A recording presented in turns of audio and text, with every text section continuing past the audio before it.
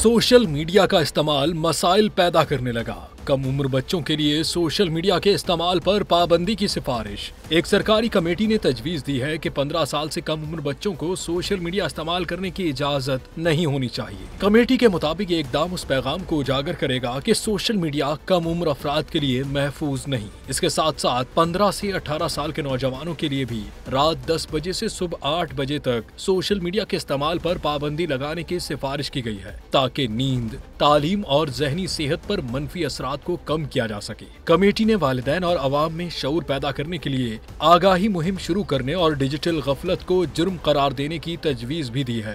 गैर मुल्की खबरसां इदारे के मुताबिक फ्रांस की हुकूमत इन सिफारिशात का बगौर जायजा ले रही है और जल्द हतमी फैसला मुतवक्के है। वाज़ेह है कि इस पाबंदी का मकसद बच्चों को सोशल मीडिया के मुज़र असरात से बचाना है।